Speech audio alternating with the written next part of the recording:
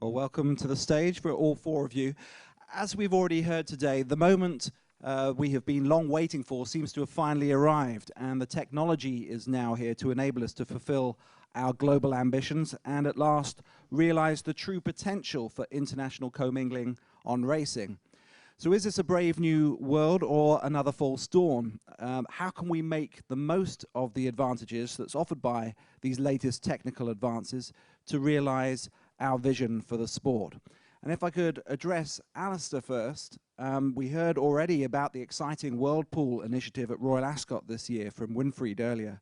But can you please tell us a bit more about how this came to fruition and perhaps some of the challenges that you might have faced along the way?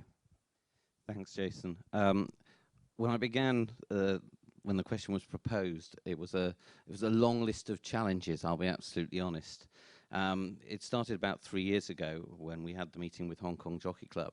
But it was interesting for us. We didn't actually start from a betting position. It was about what was the right product for us as an industry, and the idea that globalization had to be driven in a particular way. So from our point of view, we had the discussion with Hong Kong Jockey Club. Then we went and found the other partners in Pool and in Sportech that could actually help deliver it. Because I know specifically why Winfried talked about this earlier on about the difficulties with alignment. Okay, this piece of work was all about collaboration and collaboration to get to an end product. Because without the collaboration, we would have achieved absolutely nothing, because it required all the partners to look to change the model and actually to deliver something. You know, you can, even once we got integration with Hong Kong working, you know, we had 13 other countries feeding into the pool. Yeah, trying to work through the collation details and some of the granular details of how you actually make all of that work requires people to change position that has been ingrained for years and years and years. So from our point of view, you know, it is not just the main players in the rights holders or the technology holders or the betting holders. You know, you have to go to your authorities. You know, how Hong Kong Jockey Club treats a horse that's that doesn't come out of a gate properly, yeah, and how the British Horse Racing Authority deals with those kind of issues. That granular detail is what drives the betting business, and it's got to be right for the customer. But without collaboration and a desire to actually redo the model, yeah, and as you know, Paul was very gracious. You know, the reality was, you know, getting Australia involved, getting all of those guys, so that there was a desire to create this world product and see whether we could get it to land. But from my point of view, there was an awful lot, you know, from all the technology, which I'm sure Bruno will talk about in a minute. But at the heart of it was we wanted to launch this new product. You know, and the reality is, from 24 races, yeah, we managed to move a UK a pool from 10.5 million to 85 million turnover UK. Okay, so from our point of view, it was a huge success. We had 24 races and 4 bet types. Yeah. So this is the start of Whirlpool. Whirlpool will grow. All the other international racing media rights holders are looking at it, and it will become a key product. And the more that technology can help adapt that and adopt it, yeah, will be really good for the industry. But it is just a starting point. Everyone talks about it as the holy grail, but it is the start of actually something that will transform it. And Paul's idea of a Saturday global pool is absolutely where we need to be going over time. Absolutely. And on the point of technology, obviously Bruno, Sportech were obviously involved in facilitating the Whirlpool initiative too, and you've been successful in setting up global pools on greyhound racing. So are we now finally in a position where the technology can make regular international commingling a reality? Well, thank you for inviting us. First, the short answer is yes, because obviously the success of the Whirlpool is not a secret. Now, as Alastair just said, we had to be very creative, and we had to reverse the model, which for taught technology is not so easy. So I would say that the technical answer to that is what we call at Sportech now the reverse guesting. And now I'm looking at the guys, what the hell he's talking about. So I prepared a few slides. I don't know if we have time to show them, but I would like to back up for a minute about how this project happened. yeah, clearly means the deal was announced means right after Ascot 2018. And when we were informed about that, say, oh, that's very smart. Basically, we are combining one of the most, if not the most prestigious race in the world with the biggest pool in the world. So on the paper, for us, it was quite easy because we are doing commingling every day. But then when we started to discuss detail with Alastair, he said, well, wait a minute, that's not exactly what I'm doing. I really want, and Wilfried mentioned about that, means we want to keep our regular offer as it is.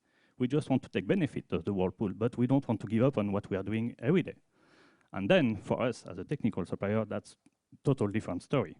So maybe if I can use few ideas, means the subject is a bit technical, so I just did drawings to make it simple. I hope that it will work. So the basics of the common pooling is basically that you have usually a host. Historically, it used to be in the monopolies, especially in Europe, inviting guests. That's the basics. What happens usually also is that you have what we call B pool. What is a B pool? Simply, this is another operator betting on the same event. Why we are doing that? Mainly because of technical or legal reasons. Well, a good example of that is, for example, when in France you have few operators and they are betting both, for example, PMU, Z-Turf, and the other guys on French races, but they are not merging their pools. You also have, for example, another very clear example is the Dubai World Cup, because in Dubai there is basically no betting. So PGI is organizing a B pool. That's the simple case. Now, what could happen sometimes is that the B pool is becoming bigger than the A pool. And that's typically what's going on with Hong Kong Jockey Club. You have another case which is quite interesting and that we are facing time to time is that one of the guests is actually bringing more money than the host itself. So then what we are doing usually on a technical point of view, we are reversing the model.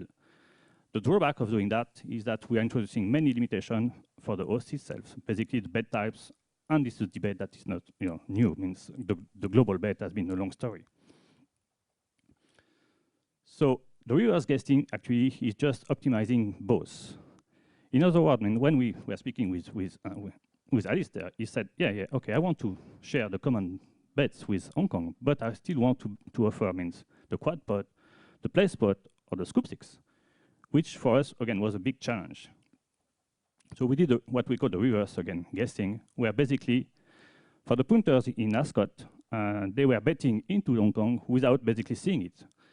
Just to be practical means, what does it mean? If we would have used the regular technology, it would have been either means the people in Ascot would have bet only on bet in Hong Kong, or even worse, they would have to choose between, do you want to bet Ascot local or Ascot Hong Kong? Which for punters would be, what do you speak? What do you mean? So the reverse guessing making that totally transparent. Well, means I will just focus on the result, and Alastair mentioned about it. Basically, the Ascot World Pools, we were able to grow by 10 times the handle just on the pro forma basis, which is huge, actually, when we think about it. And actually, we are doing the same for the ground, and I see that Paul Witten from SIS is here. Means we are doing the same for ground, where basically we just launched in mid-July a world pool on ground in partnership with SIS, and currently it's still running for 3 months now. We can see that pool ties have been multiplied by 5, which is also for the ground a big change. I think that's it. Yeah. Well, that's fascinating and really interesting insight into the technology that enabled the World Pool Initiative to happen. Scott, we've discussed Longitude many times here at the forum over the years, and obviously we've referred to the fact that you've got partnerships in place with the Hong Kong Jockey Club and Tabcorp already, and a new technology partnership of some kind with ATG is in the pipeline too. So can you tell us a bit more about how your technology has developed and the role you can see it playing as we move forward? Yeah, sure. I mean, Longitude's a good example of where... Sorry, you just need to sure. hold it up to your mouth. Yeah. Longitude's a good example of where technology from another industry can have a really big impact in gaming and wagering or horse racing. And so Longitude originally was developed for the financial markets. It was developed as a way to let people bet on economic statistics as they're released, where there's nothing to trade, no underlying asset. We it was based on parimutuel math, and it was based on a much more sophisticated approach to parimutuel math to construct customized payout structures. We re-engineered that about 8-9 years ago in order to use it for horse racing. And what it enabled was the creation of synthetic bet types in such a way that you could merge existing pools or launch new bet types within existing pools. So you can take a scenario where, as is common with parimutuel betting, the more bet types you have, the more fragmented your liquidity is, and the more new ones you launch, the more you cannibalize what existed before. And you can reverse that problem by letting multiple bet types coexist in the same pool. So we developed this. Our first partner was the Hong Kong Jockey Club, and they've since launched a number of new bets with that, and we'll continue to launch more. We've done a good analysis as well of the impact that we've had on that market, and we're quite pleased at the positive effect that it's had. We launched about a year ago with Tabcorp in Australia, and we as Nasdaq, because Longitude was acquired by Nasdaq in 2016, have announced a technology partnership with ATG. We, as a company, though, look to Longitude as an example now, and Nasdaq has taken it on as a pretty important strategy for the company to look at other ways that technology from the financial markets can be used in industries beyond those that we, Nasdaq, consider to be our sort of core competency. And what it turns out, with Nasdaq, who's already a large technology provider, people tend to know Nasdaq as a marketplace, but we're also the largest provider of technology to the exchange industry. So many of the largest exchanges around the world use Nasdaq's core trading technology. These same capabilities are very applicable to gaming and wagering. We're also not so relevant to this audience, but looking at using them in the transportation and logistics industry, the insurance industry, the real estate industry, and so on. But gaming and wagering is where we have a strong background and a strong start, and I think there's a range of technologies that we have, anything from the way we create new products with Longitude, to the way we handle large volumes of transactions under peak loads, to the way we surveil markets for manipulative activity that we are actively working to deploy now in the gaming and wagering space. Thank you. And Ian, Playtech have also been hugely successful in delivering these online platforms, but mainly for fixed odds betting. And I understand that you're currently exploring the possibility of extending your technology and expertise to pari-mutuel betting too. So what do you see as the big opportunities for pool betting? Sure. So Playtech obviously have a background in digitizing and digital bet placement with 60,000 bet entry points around the world with self-service devices and a digital platform. So yes, technology is an enabler, and I'm not here to talk about what Playtech are able to do or not do with regards to developing the pool. I guess for me, we'll assume that the technology is going to continue to evolve and become even better and more successful, and we'll be able to unite more and more territories to enable bet placements. The one thing that we really want to look at is how you can use that technology and also enhance the customer experience. The customer drives everything. So what are they doing, how are they performing, and what do we know about them? We know a lot of horse racing enthusiasts are more or less happy with the products, and we can fine-tune it. Then we have a huge number of sports enthusiasts who maybe don't spend too much time looking at horse racing, and then we have another group of customers who are maybe more focused on numbers type betting and lottery style bettors. What we do know is they all have behaviours. They can tell us the type of customer they are, so there's no reason why a customer that's maybe in an anonymous environment, maybe retail, couldn't tell us a bit about how much they want to stake, what type of bet they want to place, are they high risk, low risk, etc. And then we can maybe start to look at types of bets that may be appropriate to them. We could look at the sports bettor and start to really differentiate in terms of the way that they bet. Let's assume they're a football bettor. Will they be someone that's after a particular type of reward or have a particular betting behaviour? Or is there someone that's more of a kind of a numbers type bettor who are much more driven by having something really, really simple, many people have talked about it, where we can just show them how to place the bet, and then more importantly, because everything is moving digital, if we remove the customers on course, everybody is using a mobile phone or a they're having a digitized retail experience. How do we personalize the race so that actually what they're watching is personal to them? And I think that's probably when we start to look at how different businesses and brands are evolving, personalization and being provided with content that's relevant to me is going to be, I'm sure, the next challenge and the next opportunity for the industry. How do I make sure that my bet is being presented to me in the way that I understand? Thank you, and that leads me on to my next question for Alastair, really, because obviously technology has always been talked about as one of the main barriers to international commingling. If this is no longer going to be the case, what other obstacles do we need to overcome? Are they commercial issues? Is it about harmonization of rules, as we talked about earlier, or is it purely about bet types and the way they're promoted? I think the reality is it's all of those. That was what made the Whirlpool so challenging. It is harmonization. Harmonization is key for globalization. It's always going to be that way. How it's achieved, whether it be through the Longitude model or whether it be through individually jurisdictions coming to their own conclusions that actually if they want to play in that pool. But I suppose it brings it back to globalization is interesting because it actually targets a customer base. Yeah, so the reality is the idea of a global bet and being part of something global, which in social media terms is really exciting for a market segmentation which we don't currently access that well. So we've talked about simplification, and we even apply the same rules of simplification on course. We will only promote on course 6 bets during Royal Ascot. Now, the reality is we can take the entire range, that's the nature of it, but there is no point because the customers that we have, yes, particularly around Royal Ascot, are if you look at the market segments, they want simple, easy bets with a simple message about globalization, size of pool, yes, and that all the issues that we all know exist sometimes within pools have been resolved. Stability of odds, yes, the size of the pool, all of the things that are a challenge for a pool business. So although the technology is there, I think there is still quite a lot to be done across the jurisdictions to actually allow it to be done easily. And I think it will be a journey of time. This will not be an instant global business. And there is not whilst the numbers all look very exciting, yes, because it's nice to talk about 700% increases, but the reality is the money is all out there, and it's actually how it's put together in a way that works for the customer. Because I agree with some of the earlier presentations, it's actually we've got to bring it back to the customer and what works for them and what's an easy and simple message for them.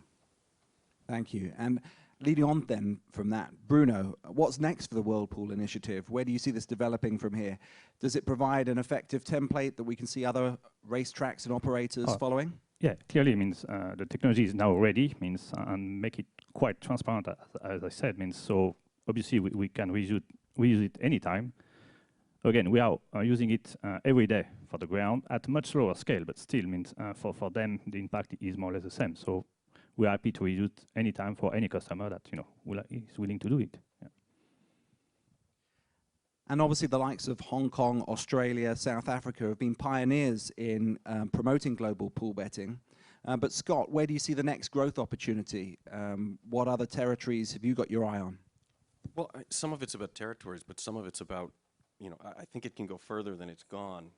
Right now, a lot of the bets that are pooled commonly are sent around using a very old protocol. And that protocol doesn't really allow you to do more sophisticated things within the pool. So whether that's what we do to merge different bet types or allow the creation of custom bet types or just display odds on what's going on in those pools, I think that's a big step. I think that transparency into the pricing is something that from a financial markets perspective is absolutely necessary, but it's not something that has yet come to the more exotic pools that are commingled. So, moving in the direction of a more advanced protocol, I think is really important. That's something that I'd like to see come next. In terms of territories, I think there's less limitation once you have some more of these technologies in place. Absolutely. So what about the cultural barriers then, Ian? Obviously there are different customer betting habits around the world. We spoke about that earlier. And fixed odds betting still tends to dominate. So do you think there is a genuine appetite for global pool betting? And if so, what's going to be the main driver?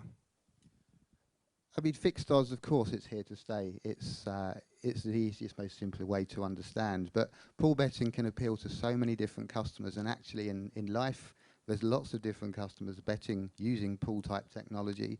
We have lotteries, we have bingo products. There's lots of ways that we can see evidence of successful use elsewhere outside of horse racing.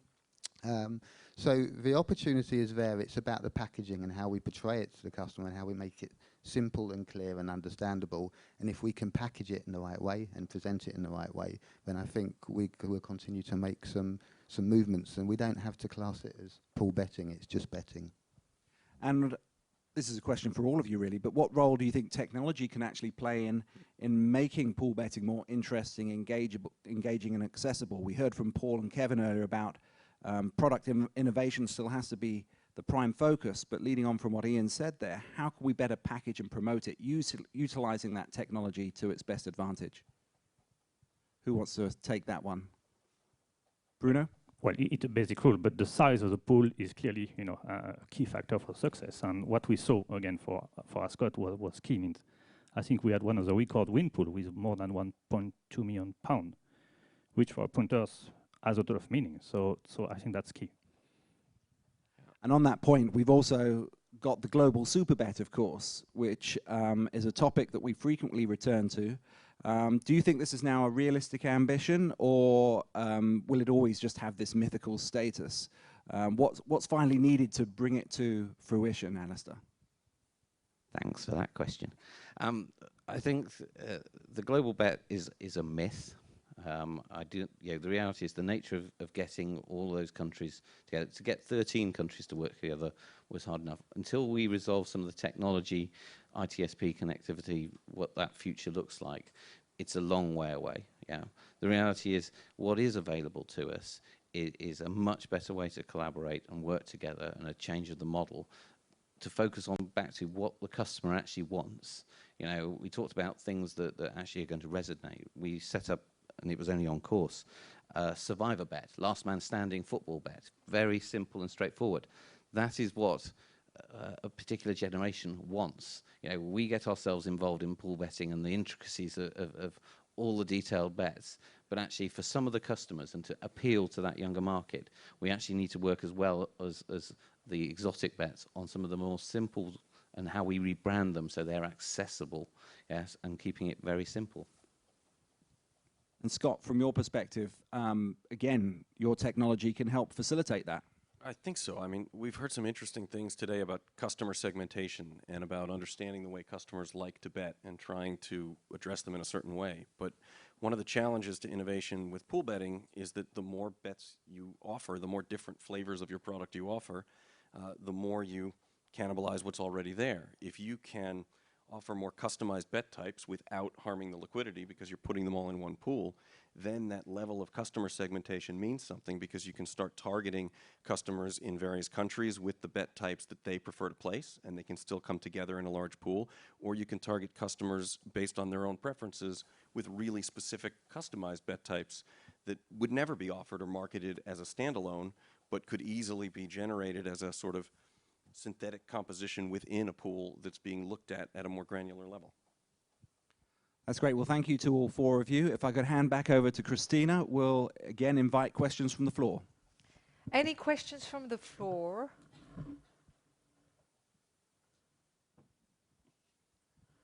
No questions from the floor. We've got one over there from we do. Paul. Oh, wow, fantastic.